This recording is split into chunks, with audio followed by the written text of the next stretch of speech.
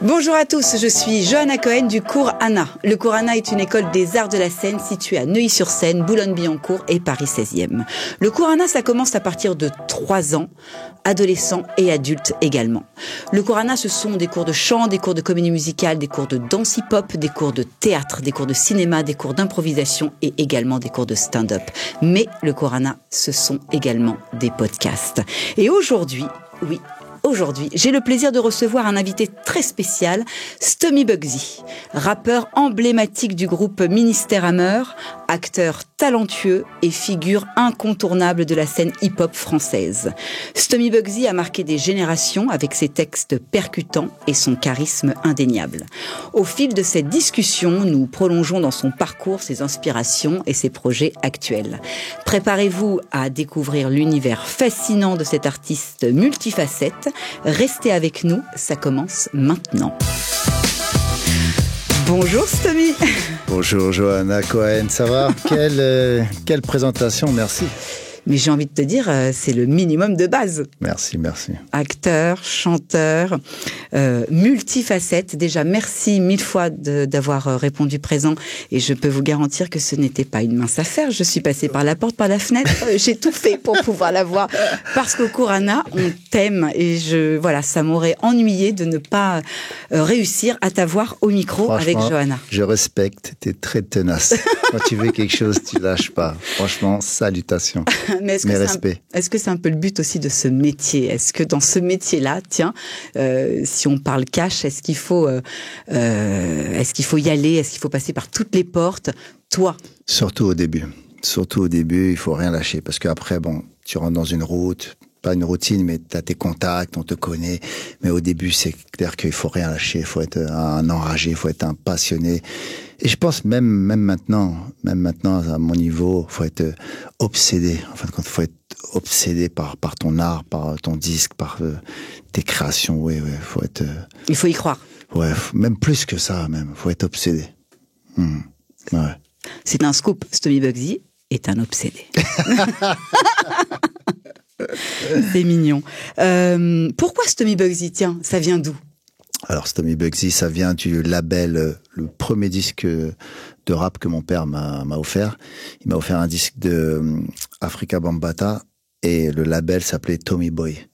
Tommy Boy, et donc j'ai rajouté un S, j'ai enlevé un M, Stomy, parce que les petits bonhommes, le label, il existe toujours. Le petit bonhomme, il avait un gros bonnet avec un kawaii, c'était un breaker. Moi, je breakais beaucoup.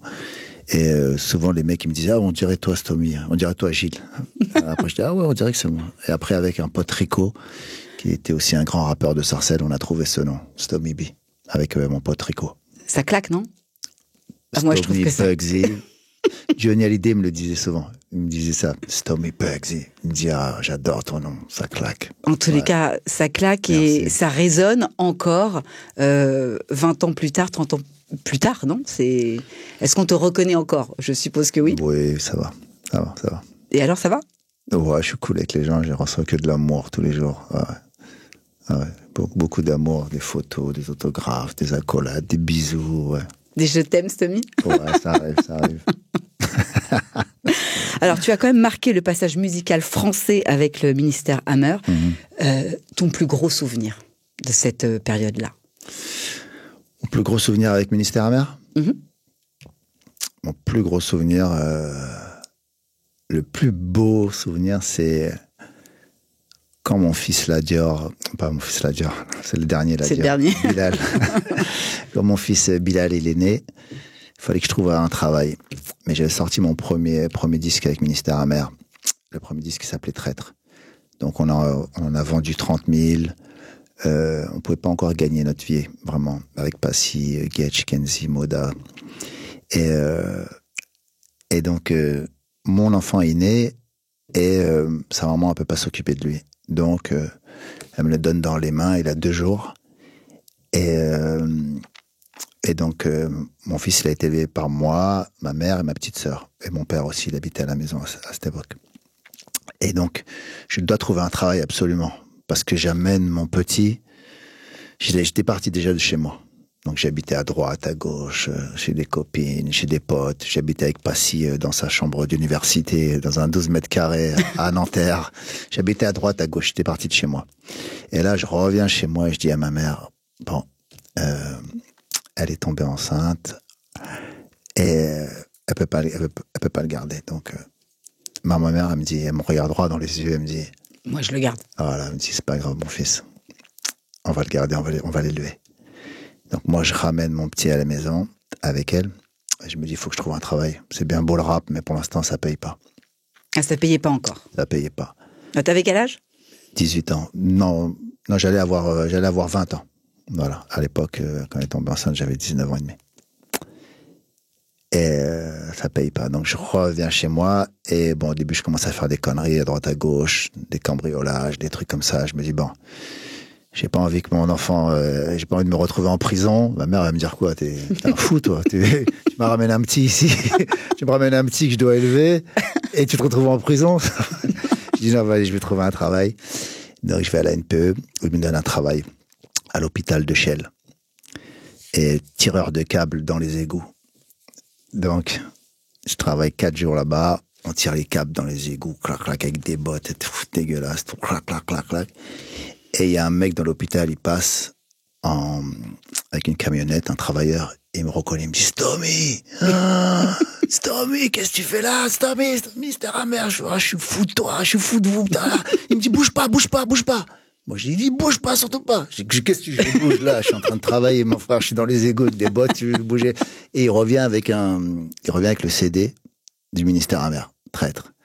Et il me donne le CD comme ça. Pour que tu le signes. Pour que je le signe. Et là, moi, je suis dans les égouts. Enfin, des égouts, c'était pas vraiment les égouts, mais tu vois, un truc profond, presque, ouais. Mais ma tête qui sort là, et avec les bottes et tout, et je lui signe l'autographe comme ça. Et ça, c'est mon premier autographe. Tu vois. Et c'est mon plus beau souvenir avec Ministère amer. Ça veut dire que même quand t'as les pieds dans la merde, ton rêve peut te porter haut. Et ton rêve ton rêve te fait continuer d'avancer. C'est magnifique. Voilà. Donc toi, tu n'as pas de formation, tu n'as rien. Tu n'avais pas pris de cours de chant, tu sors des braquages, de la banque. Il n'y avait pas les cours ANA, Sarcelles. Fallait, Johanna. Donc toi, tu es un autodidacte pur et dur. Ouais, on sait. Jusqu'à maintenant? J'ai pris des petits cours de piano maintenant, tout ça, ouais. Mais oui, je suis autodidacte. Ouais, il n'y avait pas à Sarcelles et mes parents, ils venaient du bled, donc même s'inscrire au foot, c'était un truc de fou. Tu demandes, est-ce que je peux m'inscrire au foot? Ils me disent, mais joue en bas au foot. Tiens, prends un ballon, joue au foot. Et je les comprends, ils avaient d'autres soucis. Tu vois, ma mère, elle arrivait, elle parlait pas français, il fallait qu'elle apprenne à parler français, qu'elle trouve un travail, qu'elle se batte, qu'elle s'intègre. Et mon père aussi, il parlait français parce que lui, il a grandi au Sénégal. Et le Sénégal, c'est une ancienne colonie française, donc il parle français, il parle très bien français, il est très éduqué, mais voilà, donc il n'y avait pas de cours, il n'y avait pas les cours ANA, voilà. Donc, Pourtant, Dieu sait qu'il y a beaucoup de Cohen, mais il n'y avait pas les cours ANA. Il n'y avait pas.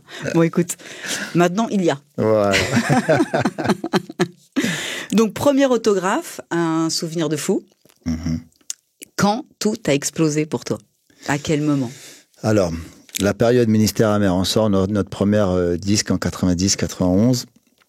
91, je crois, le premier maxi. Mais on a commencé déjà avec Passy à rapper depuis 89.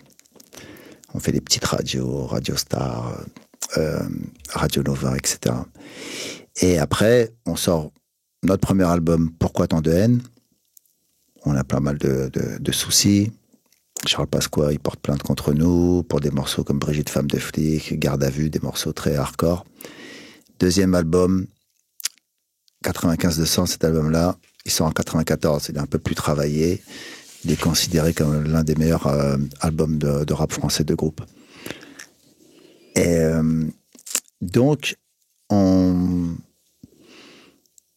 deux albums, c'est des succès, si tu veux, c'est des succès du public, hip-hop. On en vend, mais pas encore assez pour bien vivre. Ça commence à vraiment cartonner quand moi et Passy, à un moment je lui dis, Passy, moi j'ai mon petit chez moi, Faut que je soulage ma mère. Faut que je soulage ma mère. Et Ministère amer, c'est bien beau. On fait la révolution. On a des textes hardcore, mais c'est pas ça qui va mettre des pattes. C'est pas ça qui va mettre des pattes dans le placard. Donc, on décide de faire nos carrières solo. Mais tout en restant connectés et frères pour la vie. Et donc, on se dit, on a assez de talent, assez de personnalité. Et même déjà dans Ministère amer, il y avait... on avait des morceaux en solo. Tu vois, dans le premier album, Passy, il a Le Savoir, il a Prisonnier de la Monnaie, moi j'ai Brigitte, Femme de flic, j'en ai encore un autre. On en a, à chaque fois, même dans le deuxième album, c'était convenu comme ça depuis le début. Donc on fait nos carrières solo. Et Gynéco, il signe à Virgin et cartonne. Moi, je sors mon premier album, Le Calibre qu'il te faut, et... avec le titre Mon papa à moi est un gangster, et voilà. Après. Et ça y est, après, waouh. Après, je passe de rappeur super hardcore à Père Noël noir, quoi. Le Père Noël, tous les enfants, ils sautent sur moi, ils m'adorent, les mamans, les papas, Après, c'est incroyable. Est-ce que tes 2 enfants peuvent aujourd'hui dire Mon papa à moi est un gangster? Non, je suis pas un gangster, je suis plus un gangster. Je suis plus un gangster, non, pas du tout, au contraire. Je suis une crème. Tu crois qu'on pourrait avoir juste a cappella comme ça, juste pour le kiff de Mon papa à moi est un gangster, 3 notes? Alors, je crois que la phrase la plus importante, c'est « Sorti tout droit d'une ambiance folle, mais tôt le matin, il m'amène à l'école. Fatigué de ces soirées agitées, il me dit que c'est le studio, mais c'est vrai qu'il travaille dur, mais pas quand il a du rouge à lèvres sur les habits, ça c'est sûr. Dès l'ascenseur, il fait des clins d'œil aux mamans accompagnant leurs enfants. Il est épatant, pleure même d'un œil. De tous les côtés, il n'arrête pas de mater. Comme ça, comme s'il était recherché. Je ne suis jamais certain que c'est lui qui viendra me chercher à 4h30.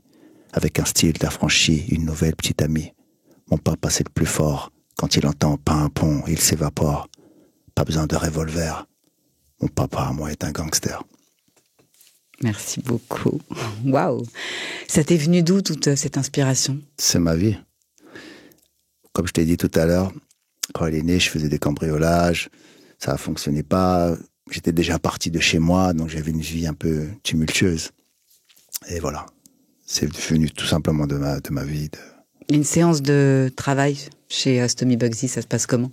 Une feuille, un stylo, alcool, on fume, on fait quoi?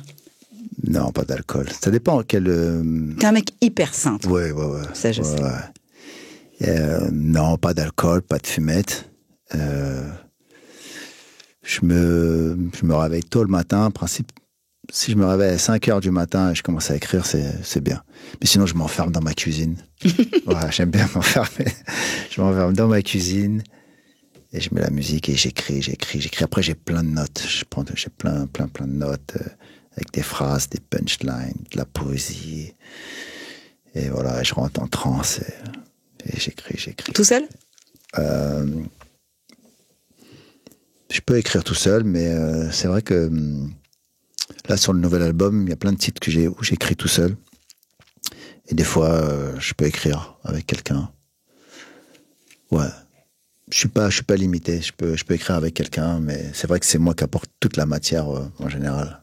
70% du travail, après, ça dépend. Mais ouais, souvent tout seul. Je vais te montrer une petite vidéo. Ça t'évoque quoi? Je crois que c'était à l'Olympia. Non, ouais, c'est Jackie qui fait ça. C'est l'Olympia ou pas, ça? Ouais. Pour quelle occasion? Ça, je crois que c'est pour le 150e anniversaire de l'abolition de l'esclavage. Exactement. Ça me fait bizarre à chaque fois de me voir arriver. On en parle un peu? Ouais, c'était un bon moment. C'est vrai que à l'époque, on parlait pas souvent de l'esclavage ou l'anniversaire de l'abolition. Maintenant, il y a un jour, c'est le 10 mai. Et à l'époque, il n'y avait rien du tout. Et avec mes amis, avec Passy, avec Kenzie et Bobo, on se demande à chaque fois, mais comment ça se fait qu'il n'y a rien dans ce pays? C'est un pays qui a participé à la traite négrière, à l'esclavage, qui a eu la colonisation. Il n'y a rien. Il n'y a pas de jour férié, il n'y a pas de commémoration, c'est pas reconnu. Il n'y a pas d'événement, il n'y a rien de spécial. Oui, il n'y avait rien du tout à l'époque. Et même maintenant, il y a, mais bon. Oui, parce que vous la poussez un peu. Voilà, c'est... C'est à nous, là, parfois, c'est clair. D'amener les choses. Ouais, c'est à nous, les artistes, de mettre la pression. Ouais, nous, on est là, les artistes, on est là pour rendre le monde meilleur. Quand on va mal, on écoute la musique, on regarde un film, c'est super important, l'art. Souvent, on minimise l'importance des artistes. Mais on l'a vu pendant le Covid. Oui. Sans l'art, qu'est-ce que tu fais pendant le Covid? Si t'as pas Netflix, tu regardes pas de film, t'écoutes pas de musique, tu fais quoi? Tu lis pas de livres, tu fais quoi? Tu lis plus, malheureusement. Voilà. Donc la littérature, le cinéma et la musique, les arts plastiques, la peinture, c'est primordial. C'est primordial. Donc vous avez essayé d'amener ce projet pour réussir à faire une fois par an un événement autour du sujet. Oui. Après, il y en a plein d'autres qui ont pris le relais. Mais c'est vrai que peut-être qu'on a inspiré Jacques Chirac à reconnaître... C'est sûr. L'esclavage comme crime de l'humanité, de pouvoir célébrer nos ancêtres qui ont été kidnappés, assassinés, torturés, violés, et leur rendre hommage le 10 mai. Bravo en tout cas. Merci, Johanna. La musique, mais pas que. Uh-huh. On a beaucoup... Là, je sais que je t'ai vu il n'y a pas longtemps dans une pièce de théâtre folle, au Petit Théâtre du Gymnase. Un jour, j'irai à Détroit. C'est waouh, c'est un super projet. C'est Stomy Bugsy en acteur. C'est Stomy Bugsy bourré d'émotions, bourré de choses à sortir sur scène. Comment tu as travaillé ce rôle? Comment ça s'est passé cette rencontre? En fin de compte, David Desclos, mon ami avec qui j'ai écrit la pièce de théâtre, il avait vu des passages de moi à Los Angeles. Quand j'étais dans une école de théâtre là-bas, à Stella Adler Acting School. Et avant ça, j'étais dans une autre école, l'école de David Baruch, Method Acting Center. Et après, je suis parti à Los Angeles pour continuer. Et là-bas, j'ai fait des pièces de théâtre, j'en ai fait 5. Et je lui ai montré mes passages. Et David, il m'a dit, mais les gens, ils savent pas que tu fais du théâtre, Stomy. J'ai dit, non, j'en ai jamais fait en France, j'en ai fait en anglais, tout ça. Et donc, lui, il avait ça derrière sa tête. Il me dit, il faut absolument que les gens te voient sur scène. Parce que justement, j'étais en train de faire sa mise en scène pour son spectacle Écroué derrière. Donc, des fois, je lui montrais un peu comment jouer. J'étais en train de le diriger, de faire mon boulot de metteur en scène. Et lui, il me disait, bah non, tu joues trop bien, Stomy, il faut absolument. Donc, un jour, il m'appelle, il me dit, Stomy, j'ai une idée. On va faire une pièce de théâtre sur le massacre de Tiaroy. Et moi, je le regarde droit dans les yeux comme ça. On était en visio comme ça. Et je lui dis, tu sais quoi, je vais t'envoyer tout de suite un message que mon père il m'a envoyé il n'y a même pas une semaine. Et mon père, il m'envoie un message avec une capture d'écran. Mon fils, il faut que tu fasses une pièce de théâtre sur le massacre de Tiaroy. Incroyable. Je lui envoie ça. C'est un signe. Waouh! Je me suis dit, wow, c'est les ancêtres qui se manifestent. Je dis, il faut absolument qu'on fasse la pièce de théâtre. Donc, il a écrit 10 pages. J'étais en concert à Rouen avec le secteur A, il me les a amenés, j'ai adoré. Et j'ai dit, ok, on va continuer d'écrire la pièce. Et on l'a écrit, la pièce à 2. Un jour, j'irai à Détroit, qui parle des tirailleurs sénégalais, qui n'étaient pas que sénégalais, qui venaient de toute l'Afrique. Et c'est vraiment axé sur... Il y a mon personnage qui s'appelle Djili, qui est un tirailleur guinéen, qui refuse de retourner en Afrique sans qu'on lui ait donné sa paye, sa solde de soldat. Parce qu'il a une famille, il faut qu'il rentre au pays avec de l'argent. Et donc lui, quand il refuse, ses généraux lui disent « Allez au camp de Tiaroy, et là-bas, vous serez payé. Allez là-bas, croyez-moi, vous serez payé. » Lui, il sent un peu l'entourloupe, il refuse, il est jeté en prison. Et il est jeté en prison à Fresnes. Et quand il arrive à Fresnes, sur sa cellule de droite, il y a ce soldat qui est joué par David Desclos, qui est un soldat français, qui est tiré aussi d'une vraie histoire, qui a été jeté en prison parce que il a refusé de combattre avec le pantalon ensanglanté d'un soldat mort. Et dans la cellule de gauche, il rencontre un... Ils se voient pas, ils communiquent juste avec les voix. Il rencontre un jeune soldat américain qui est en prison parce qu'il était tétanisé sur le champ de bataille. Et Dieu seul sait que sur un champ de bataille, c'est terrible. Il y a des bombes, il y a des morts, il y a des éventrés, il y a des boyaux partout. Et lui, il était tétanisé, donc il a été jeté en prison pour désertion. Et lui, c'est un soldat américain d'origine juive. Et on a ce Français-là, et on a mon personnage, Djily, un tirailleur guinéen. Donc, on a une espèce de folle. Au début, ils se connaissent pas, donc ils se chamaillent, ils se titillent, ils se vannent, mais à la fin, c'est un vrai message bourré d'humanité, de révolte et d'amour. Ouais. C'est une belle pièce. Plus que belle pièce, c'était poignant. C'était dur à jouer. Ah ouais. Tu t'es préparé comment pour jouer pour jouer ce rôle? On a beaucoup travaillé aussi avec David. On a fait pas mal d'archives. Et on a travaillé aussi avec une historienne qui s'appelle Armelle Mabon, qui connaissait le sujet sur le bout des doigts aussi. Ses écrits nous ont beaucoup aidés. On a travaillé avec elle. Et après, je me suis imprégné vraiment du rôle. J'avais des notes, Toujours tout seul? Ouais, la partie acting, ouais. J'avais mes notes sur mon personnage, j'avais son cahier intime.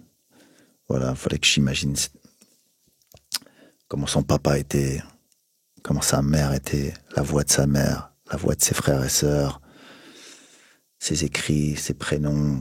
Il fallait que j'ai plein de petits détails comme ça pour pouvoir m'accrocher au personnage, parce que c'est une pièce qui est assez douloureuse, très belle à jouer, mais... C'est rempli d'émotions. Ouais, il fallait que j'ai des outils auxquels m'accrocher. Est-ce que tu conseillerais à tous les enfants de faire du théâtre? Ouais, non, c'est merveilleux. Ouais, ça te donne une confiance dans la vie et c'est beau. Ouais, c'est beau. Moi, je sais que les cours de théâtre ont fait de moi un meilleur être humain. C'est déjà bien, déjà. T'avais un bon fond. Ouais, il y avait une base. T'avais une bonne base. On va dire ça. Ouais, dès que j'ai commencé à vraiment essayer de comprendre mes rôles au théâtre, dans les écoles de théâtre, donc quand tu commences à essayer de comprendre la psychologie de ton personnage, pourquoi il a fait ça, pourquoi il a trahi, pourquoi il a menti, ou pourquoi du pourquoi. Et tu commences à moins juger ton personnage, à essayer de le comprendre. Et quand tu commences à essayer de comprendre ton personnage, finalement, tu essaies de comprendre les autres, les gens qui vivent autour de toi. Et après, essayer de leur trouver des qualités. Voilà, moi, je sais qu'il y avait un avant et un après théâtre. Et la télévision? Elle est venue avant le théâtre? Moi, ma première émission télé que j'ai faite, c'était en 1984, justement le jour où mon père m'a amené participer à l'émission de hip-hop sur TF1. J'étais un petit bout de chou, je devais avoir 13 ans, je pense. Et c'est ma première émission que j'ai faite. Donc... ça t'a toujours donné envie d'être sur les plateaux télé? Ouais, peut-être danser. Ouais, avant j'étais danseur. Pas avant danseur, et après l'acting est arrivé après, le rap. Mais voilà, c'est la même chose tout ça. Bien sûr. Donc on a le côté chanteur, on a le côté comédien, et on a le côté acteur aussi. Ça c'est venu là, il n'y a pas longtemps. Pareil, grâce à des opportunités. Après, quand j'étais petit, je me rappelle, à l'école, j'étais à... Laisse tomber. On veut pas savoir, on s'en fout, à vrai dire. J'étais vraiment... mais je me rappelle, il y avait des ateliers, il y avait un atelier photo où il y avait un photographe qui venait le samedi et il nous faisait faire, il nous faisait faire, 1, 2, 3, vas-y. Il nous faisait faire des comment tu sais, pas des romans photos là, tu vois. Ouais, des romans photos, des romans photos. Ouais. Et moi, je m'y prenais tellement que le mec, il était fou de moi. Quoi. Il me disait, il faut Gilles encore pour mes ateliers théâtre, parce que j'arrivais à engrainer tout le monde et à les mettre dans des situations. Donc, dès petit, j'avais ce truc-là. Ouais, j'avais cette envie. Premier rôle au cinéma? Premier rôle au cinéma, alors, je pense que c'était peut-être dans Ma Cité va craquer. Ouais. Mais déjà, ils sont venus me chercher, les réalisateurs, parce que dans mes albums et dans Ministère amer, je rentrais à chaque fois dans des personnages. Il y a des morceaux comme Je flirte avec le meurtre, ou super violent, et je rentre carrément en transe là, quand je chante cette chanson, ou même dans Brigitte, femme de flic. Et après, dans mon premier album solo, je rentre dans plein de personnages de la mafia. D'ailleurs, mon nom Bugsy, il vient de là. Stomy, ça vient du label Tommy Boy, mais Bugsy, ça vient de Benjamin Siegel, alias Bugsy. C'est un gangster, c'est le premier qui a eu cette vision de créer à Las Vegas. Un jour, il traversait Las Vegas, qui était qu'un désert, et à un moment, il s'est arrêté là, il a dit, mais il faut faire un casino ici. Voilà. Donc c'était Bugsy Siegel, c'était un gangster d'amour aussi. Fou amoureux de Virginia Hill. Stomy Bugsy au grand cœur et un cœur d'artichaut, non? Aussi un petit peu très sensible. Ouais. On va dire que je suis même hyper sensible. Sous cette carapace pleine de muscles. Oui, mesdames et messieurs, Stomy Bugsy est un homme sensible. Est-ce qu'il y a quelque chose que tu souhaites partager particulièrement? Est-ce que, si tu avais un message à faire passer maintenant, tout de suite?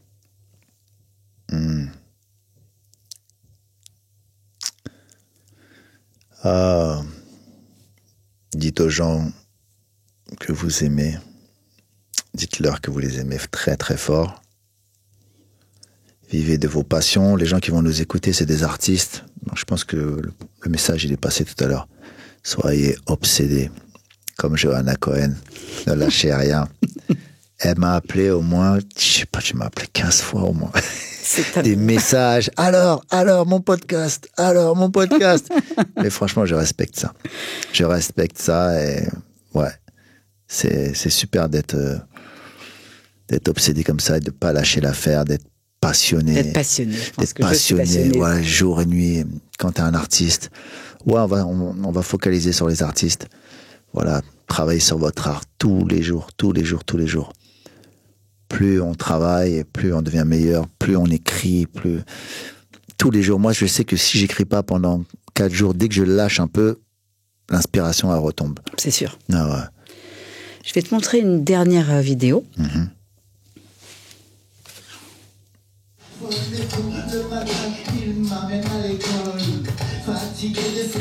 Ça, c'est avec les élèves du cours Anna, ça. C'était aux 10 ans du cours Anna, non? 10 ans du cours Anna. Le mec, on l'a appelé et on lui a demandé, on aimerait que tu viennes chanter pour les 10 ans du cours Anna. Fallait que je célèbre ça avec des artistes qui étaient venus partager avec des enfants, avec des ados pour venir faire des masterclass. Tu m'avais répondu oui il y a déjà quelques années et c'était un super beau cadeau que tu nous avais fait à venir partager avec avec les élèves et les profs aussi. Il y avait des profs qui chantent aussi. Là tu avais chanté avec Marion Burat et l'une de mon coach vocal du cours Anna. C'est un super joli souvenir en tous les cas. Merci. En plus, ces jours-là, c'est ce jour-là que j'ai rencontré Marc Fischel.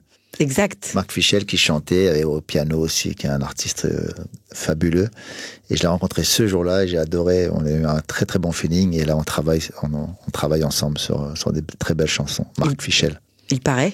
Ouais, des très très belles chansons. Je vais le voir ce soir pour la fête de la musique. T'y vas pas? À Rungis, ouais. Non, moi je devais y aller, mais comme j'ai un concert demain matin. Ouais, tu peux pas tout faire. Ouais. C'est quoi les projets de Stomy Bugsy? Alors, là c'est la musique. Là on est à fond musique. Album, ouais, la musique. Mais quoi, est-ce qu'on peut en savoir un peu? Un petit peu plus? Un très bel album, enfin, j'espère. Enfin, pour moi, il était très beau. Tu t'es inspiré de quoi? Je me livre beaucoup sur ma vie, sur ma vie. C'est l'amour. Ouais. Toujours l'amour. Ouais, toujours l'amour. Tout seul? T'as écrit tout seul? Ouais, la plupart des titres, à peu près à 85%, ouais, tout seul. Il y a des reprises? Est-ce qu'il va y avoir une reprise? Normalement, il devait avoir une reprise, mais on l'a pas faite, celle-là. Non. C'est qui on l'a pas faite? Ouais, avec mon équipe. Ok. Avec mon équipe, je travaille avec pas mal de compositeurs. Ouais. Mais non, pas de reprise. Donc un album qui devrait sortir bientôt. On va essayer décembre. Car là, juillet, août, je vais tout faire pour terminer. Décembre. Je suis super excité. C'est une question de vie ou de mort pour moi. De mort, non. Toi, non, jamais. Non, si. Cet album, quand je dis c'est une question de vie ou de mort, je suis obligé de le faire. Voilà. C'est primordial.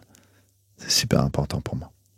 Un conseil pour tous les artistes qui auraient envie, non pas de suivre tout ton parcours depuis le début, mais qui aimeraient rentrer dans une jolie carrière d'acteur ou de chanteur. Qu'est-ce que tu pourrais leur transmettre? Prenez des cours, déjà. Si vous avez des enfants, faites comme moi, envoyez-les au cours ANA. Si vous habitez à Paris, c'est vraiment, ton école, c'est un cocon, quoi. Mon fils l'adore, il adore être ici, c'est un cocon. C'est fantastique. Franchement, quand j'étais petit, si j'avais une école comme ça, ouais, j'aurais été vraiment aux anges. Prenez des cours. D'ailleurs, après, vous n'êtes pas obligé de prendre des cours pour commencer, mais après, pour se perfectionner, c'est important. Ouais. C'est une belle fin, hein, moi je dis, hein, quand même. Prenez des cours. Prenez des cours. Formez-vous. Bien sûr. T'es prêt pour un petit speed quizzing? Ok, on y va. Attention. Hein. Vas-y. Donne-moi un truc qui te fait peur. Oh. Ça dépend. Je peux avoir peur, mais quand c'est filmé, je suis un vaillant. Alors, je vais avoir peur de quelque chose, mais si c'est filmé, je peux... Crocodile, j'aime pas ça. Crocodile, serpent, j'aime pas. Tout ça, c'est... Non. Serpent, je peux le prendre, mais j'aime pas.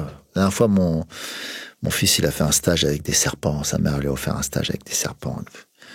Il est rentré dans une pièce, il avait plein de serpents autour du cou. Il me dit, rentre papa dans la pièce. Je pouvais même pas rentrer dans la pièce. Ah non, j'aime pas ça. Non, les reptiles, là, j'aime pas trop. Pas de reptiles dans la vie de Stomy Bugsy. Quel est le dernier film que tu as vu? Oh là là. En ce moment, je regarde pas trop de films. Je suis tellement fou de musique. C'est-à-dire, quand je me mets devant la télé, dans un film, j'arrive même pas à le suivre. Je suis obsédé dans la musique. Mais si j'ai un film de référence à regarder, un film que j'adore, c'est She's So Lovely de Cassavetes, de Nick Cassavetes, écrit par le papa John Cassavetes. C'est un vieux scénario que Nick Cassavetes, il a retrouvé dans le grenier de son père, ou dans la cave. Il a retrouvé le vieux scénario She's So Lovely, peut-être, je sais pas, 30 ans après. Et il a réalisé le film, et avec Sean Penn et Robin Wright Penn. C'est un film qui me bouleverse. Quel est ton rêve d'enfant? Mon rêve d'enfant...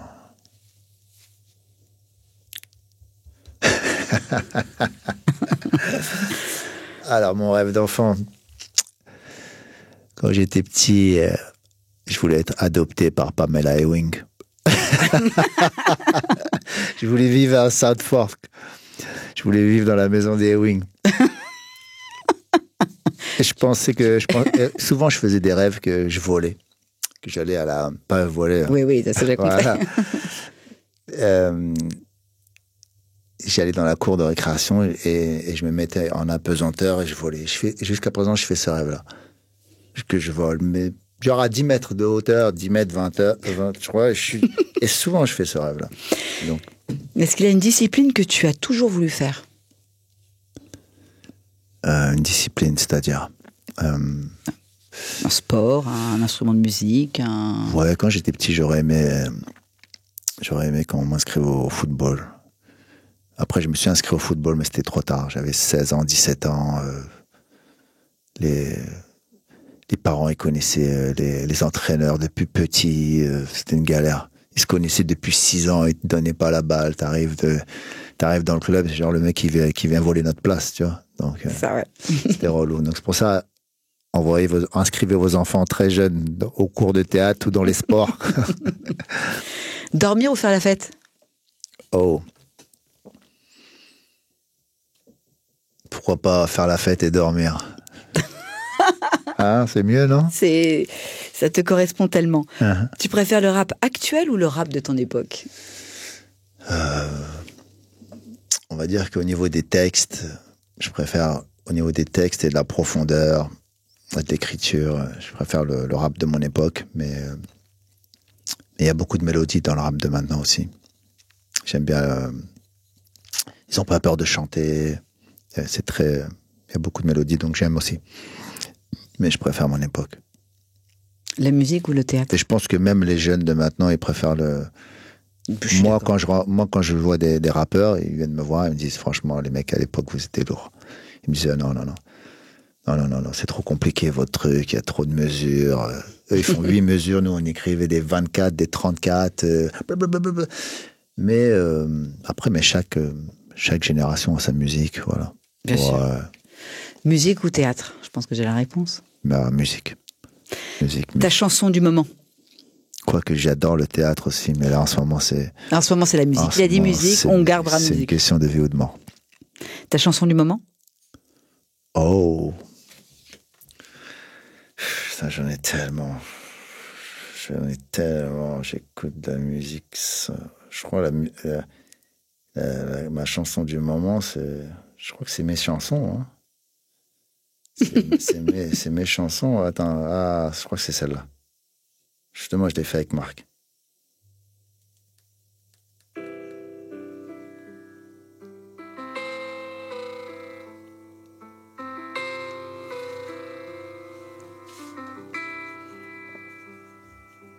Je viendrai te chercher le choton.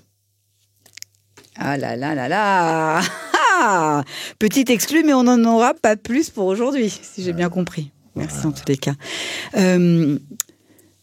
Claudia Schiffer ou Cindy Crawford? Aucune des deux. Aucune des deux. Cour-Anna ou Cour-Florent?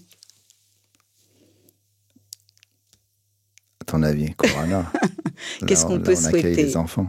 Qu'est-ce qu'on peut souhaiter à Stomy Bugsy sur cette fin d'année? De terminer mon album, qui sorte, et que je le donne dans les mains des gens, et que ma musique se propage partout. Voilà. En tous les cas, tu le mérites. Vraiment. Merci, Joanna. Je te connais un peu et tu as vraiment... voilà, t'es un bon gars. Merci. Voilà. Et c'est pas tous les jours qu'on a des bons gars. Et tu fais vraiment partie d'une jolie famille. Voilà. Je suis de la famille des Cour-Anna aussi. Aussi, c'est vrai. En tous les cas, merci beaucoup Stomy Bugsy, merci d'avoir répondu présent. Et oui, il est venu, je suis passée par toutes les portes, mais je l'ai eu. Si vous voulez retrouver cette interview, écoutez sur toutes les plateformes, Deezer, Spotify, sur notre chaîne YouTube ou sur Instagram au micro avec Joanna. Merci beaucoup et à très vite. Merci Joanna, c'était super.